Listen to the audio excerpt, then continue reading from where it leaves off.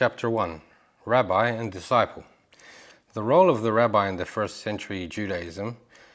In the Jewish world of the first century, the rabbi held a central place, not only as teacher, but as a moral, spiritual, and even judicial authority. The term rabbi comes from the root rav, which means great master, literally means my great one or my teacher. Being called rabbi was not merely an academic recognition, it was a public title of honor. The rabbi was considered the one who knew God's law and understood how to apply it in everyday life. There is nothing the Jews respect more than the law and those who interpret it. The rabbi thus becomes the lighthouse of the community, the voice that brings light from Scripture into practical life. Alfred Ederstein, The Life and Times of Jesus, the Messiah, Volume 1. In a world dominated by Roman Empire, where military and political authority felt absolute, Jews believed true authority was spiritual. Where Romans say power is in force, Jews saw power in knowing the Torah. That is why a rabbi was respected not only by disciples, but by society as a whole. Rabbi and Lord. In the language of the time, there is a subtle but essential difference. Rabbi, teacher, was used by anyone who recognizes a teacher's authority, instructional authority. Lord, Adonai in Hebrew or Kiri in Greek, went deeper.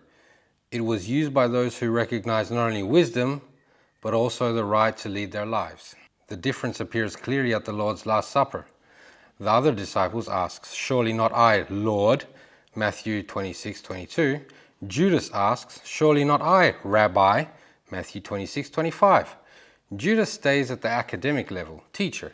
The others acknowledge relational authority, Lord.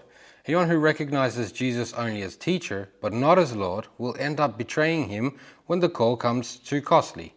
William Barsley, The Gospel of Matthew, Volume 2. This is a key lesson for discipleship. Recognizing Christ's authority is the distinguishing mark of a true disciple.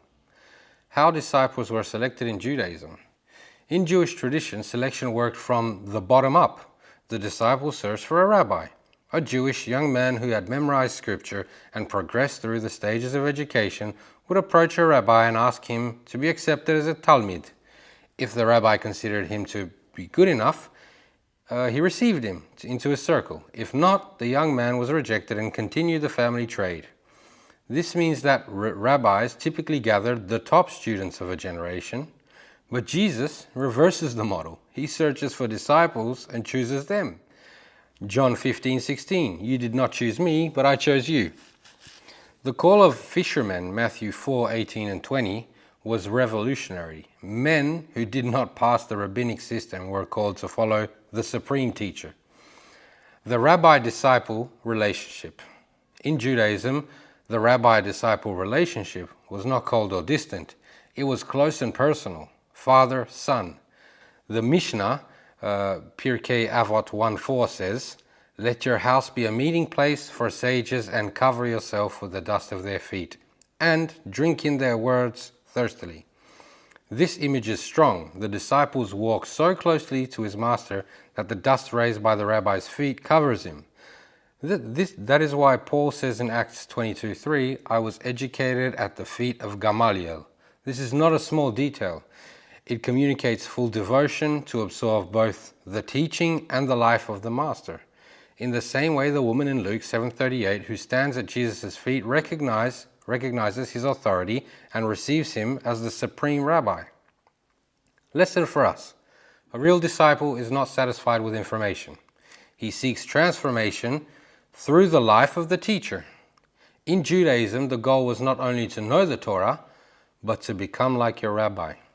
In Christianity, the goal is not only to know the Bible, but to become like Christ. Recognizing Christ as Lord changes everything. The difference between teacher and Lord is the difference between surface religion and saving relationship. Christ calls the unqualified his disciples.